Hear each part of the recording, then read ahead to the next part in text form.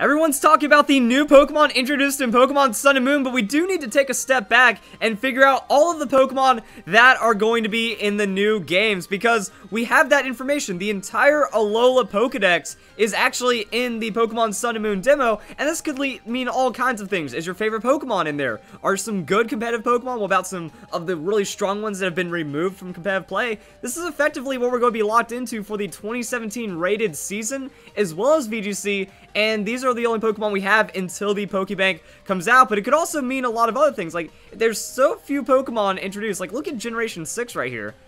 That's almost nothing with Generation 6. Does that mean that there are going to be more Pokemon accessible? Like, did the demo leak find everything? What if it turns out to be like the 6th generation, that there was the Kalos Dex, but then a lot of Pokemon were introduced in the Friend Safari, and then also even more Pokemon were introduced after Pokemon Bank made its first appearance? So first off, there's something missing almost immediately. The Kanto starters are not in there. However, Charizard is accessible as a Pokeride Pokemon, so even the trailers not really showing us the full thing, which is why in my video where I showed every Pokemon that's been revealed so far, I said like Pokeride Pokemon and Overworld Pokemon, they still can't be counted fully, because there's a lot of Pokemon that make cameos that just aren't there. And look at that, even by the 4th Pokemon on this list, we're already missing Beedrill. We're already missing quite a few Pokemon right there, so without that, some Megas aren't introduced. So that means even though there's going to be a lot of Mega Pokemon, and Megas are coming back in Pokemon Sun and Moon, not every Mega Pokemon is going to be available on launch.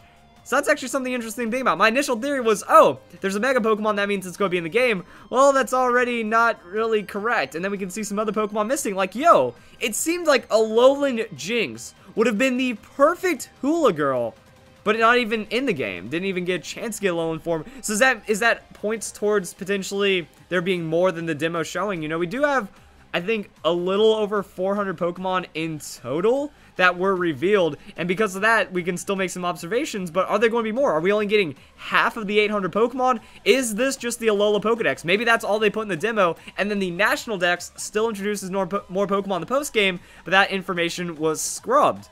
That actually adds to the things, but also, we can still look at some of the interesting Pokemon that are here. So we can plan for Megas, we can plan for Mega Evolution, we can, I just said that twice, we can plan for competitive play, because the first generation still has a lot. There's like 116, or 106 Pokemon that we can see right here. It's rows of 10. And a lot of Megas, also, I think 18 Alolan Pokemon are introduced as well. So we still have a huge crop, but then, boom! Suddenly we get into 2nd generation, and there are not as many. And a lot of the 2nd generation Pokemon are just pre-evolutions that are kind of, you know, grandfathered in right here. That we have Baby Pokemon, Evolution Chansey, Evolution of Scyther, and Evolution of Poliwhirl. So a lot of those Pokemon that either get evolutions in future generations or previous generations are going to be the most of what we see for the 2nd generation. That individual, unique evolution trees aren't really that many. We got Lantern, we got Gyarados, we got Ladian. We saw Ladybug and Ladian in the trailers. We already know about Granbull and Snubbull, and that's like kind of it. But Smeargle is going to be there, so if you guys are planning for your VGC doubles excursions, well, we have access to the Smeargle.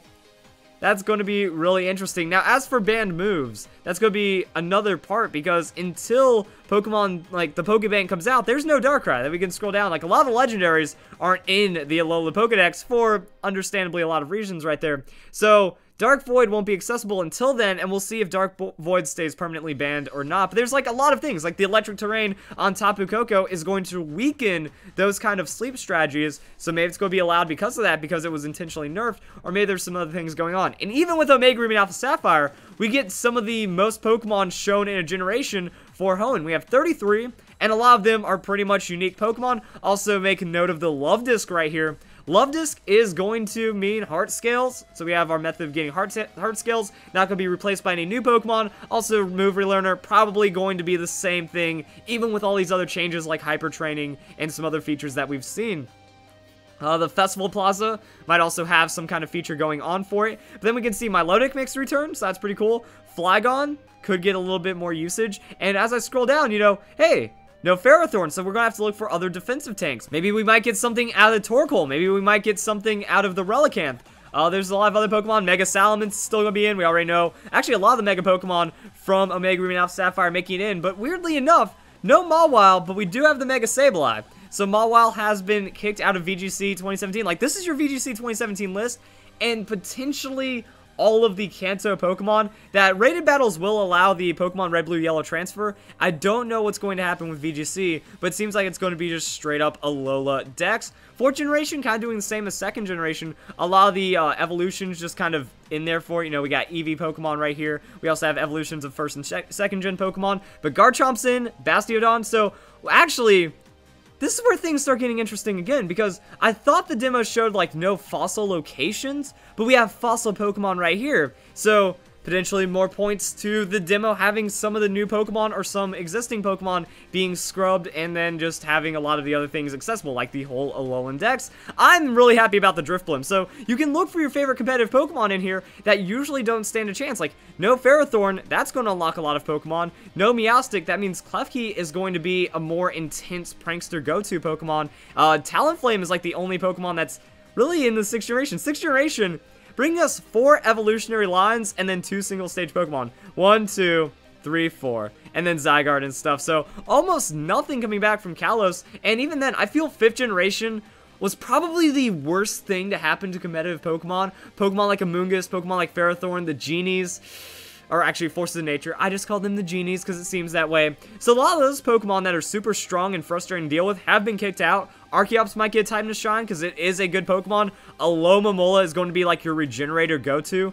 No Rhenoclus, no Gothitelle. So Trick Room options are going to be a little limited as well. And then we can just kind of keep scrolling around and look for like some really awesome synergies and stuff. Like I said, really happy for Drifblim to have less counters involved. Mega Gyarados, Dragonite, these Pokemon are still going to be pretty strong. Aerodactyl's in.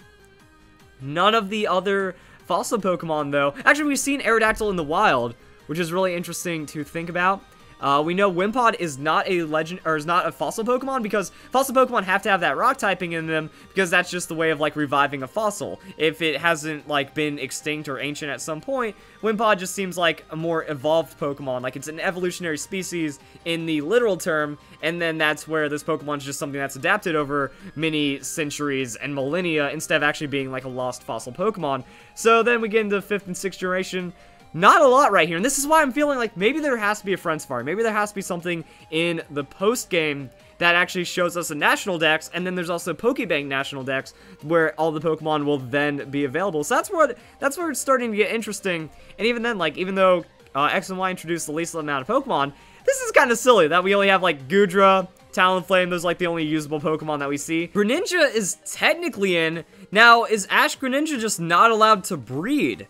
That could be a big question right there, because just like Blaziken, there was a Blaziken event, Speed Boost Blaziken for the start of X and Y. You were able to get the Torchic evolutionary line as a part of the Kalos Dex effectively, but then you weren't able to get anything else until you got access to the Friend Safari. So that shows that there's going to be the Froakie evolutionary line, but it's in the National Dex, even though you get it from the beginning, but it's not counted in the Alola Dex like some Pokemon that we see in X and Y and other Pokebank Pokemon. So that's points right there to some weird stuff going on. Nanobuzz is a very tanky Pokemon. So it seems like some tanks are in, some tanks are out. There's no Fortress, so some setup is weakened. We do have Slowbro and Slowking, though, so that gets really interesting.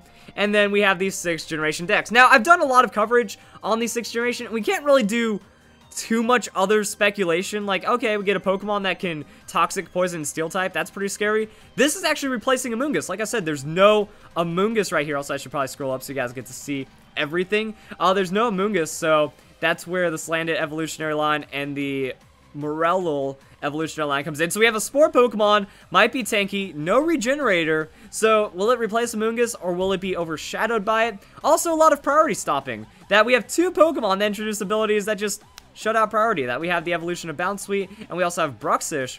So if Bruxish becomes like a really beefy, massive, tanky Pokemon, then that means it could be on par with Alomomola. Like, Alomomola, it has that Regenerator ability, and it has so much filth behind it, because it's just a really tanky, and it can be like a huge defensive Pokemon with that health pool. So if Bruxish isn't tanky enough, it might not be used. It might be a sit-in for doubles to stop like fake-out strats and stuff.